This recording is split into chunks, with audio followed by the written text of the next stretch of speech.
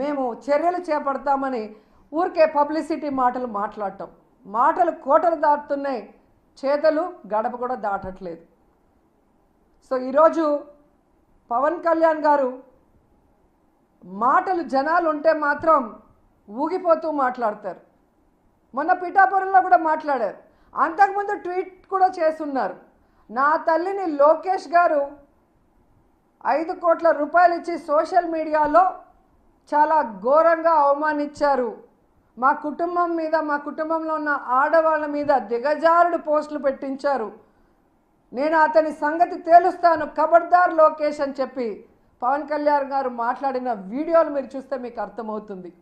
అలాగే ABN TV5 నా తల్లిని ఘోరంగా అవమానించారు, నా తల్లి గురించి చాలా బ్యాడ్గా పోస్టులు పెట్టారు. నాయుడు గారు ఇప్పటికే 5 నెలల కాలంలో ఈ దేశంలో ఏ రాష్ట్రంలో ఏ ముఖ్యమంత్రి కూడా కానటువంటి విధంగా ఫెయిల్యూర్ అయిపోయారు. ఇచ్చిన వాగ్దానాలు నెరవేర్చలేడు. సూపర్ 6 లేదు, సూపర్ 7 లేదు. అలాగే ఉన్న వాటిని తీసేశారు. ఏదైతే జగనన్న ఇస్తున్నారో అవన్నీ కూడా అమ్మఒడితో సహా, ఆరోగ్యశ్రీతో సహా, విద్యా దీవెనతో సహా, చేయుతతో సహా అన్నీ కూడా తీసేశాడు. తాగండి, తాగి జీవితాలు నాశనం చేయండి, వీలైతే ఎంతమందినైనా రేప్ చేయండి, లేదా ఇంటికి పోయి పెళ్ళాలని కొట్టి గృహహింస చేయండి అన్న విధంగా గంజాయిని, మందుని వెచ్చలవిడిగా ఈరోజు అందుబాటులోకి తీసుకొచ్చారు.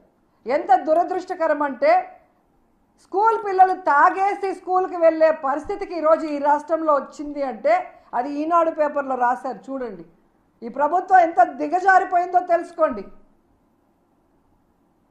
ఆ రోజు విద్యాంధ్రప్రదేశ్గా మంచి విద్యని పిల్లలకి అందిస్తే ఈరోజు మధ్యాంధ్రప్రదేశ్గా అదే పిల్లలతో మద్యము, గంజాయి తాగించి స్కూల్కి వెళ్ళే పరిస్థితి తీసుకొచ్చిన చంద్రబాబు నాయుడిని ప్రజలు తరిమి కొట్టాలని కూడా ఈ సందర్భంగా కోరుకుంటున్నాను.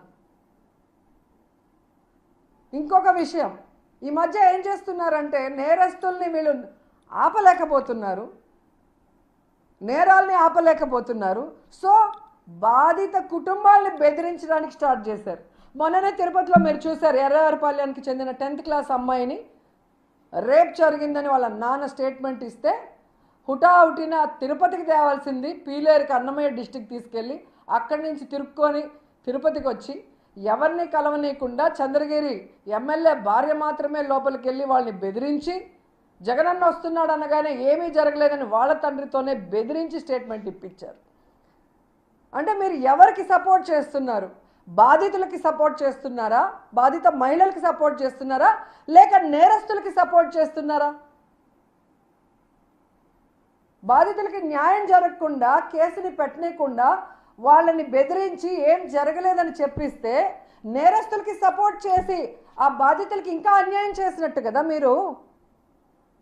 నిన్న ఒంగోలులో ఒక టీచరు ఒక స్కూల్ స్టూడెంట్ని రేప్ చేస్తే ఆ అమ్మాయి కేసు ఇస్తే ఆ లోకల్ మంత్రి ప్రెషర్ మీద కేసు బుక్ చేయనీయకుండా